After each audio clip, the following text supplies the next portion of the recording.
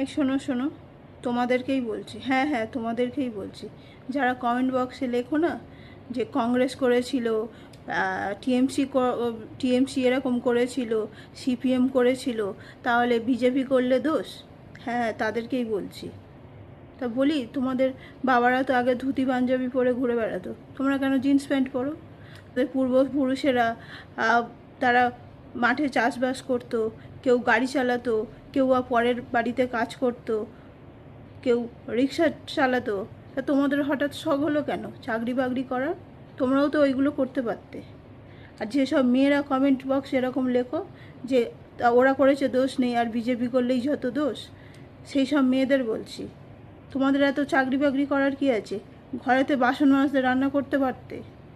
হ্যাঁ, আগেকার মহিলারা বাড়িতে আট পরে শাড়ি পরে ঘুরে বেড়াতো, তোমরা পরতে পারতে। তোমাদের কেন শখ জাগে? হ্যাঁ, জিন্স প্যান্ট পরে ছেলেদের মতো ঘুরে বেড়াবে, যখন ছেলেরা রাস্তায় বেরোবে তোমরাও রাস্তায় বেরোবে কেন? হ্যাঁ, আগেকার দিনে যেমন মেয়েদেরকে বাড়ির মধ্যে বন্দি করে রাখতো, সেরকমই থাকতে পারো। হ্যাঁ, আগে তো হতো, এখন হবে না কেন? আগে যেটা হয়েছে তাহলে এখন হওয়া দরকার। আর যারা বলো বাংলাদেশ চলে যাও, কেন বাংলাদেশ যাবো? কেন বাংলাদেশতেই কি এসছি? হ্যাঁ, বাংলাদেশে যাব। তবে একটা কথা বলতে পারি, তোমরা খুব শিগগিরই জাহান্নামে যাবে, বুঝেছো তো? যেভাবে চোখটাকে বন্ধ করে রেখেছো, খুব শিগগিরই জাহান্নামে যাবে। আসলে মানুষ এতটা বেইমান না আর স্বার্থপর না, যতক্ষণ না নিজের পিঠে ছুরিটা না বসে ততক্ষণ আর অন্যের পিঠে বসলেও তার গায়ে লাগে না, যখন নিজের পিঠে বসে তখনই গায়ে লাগে।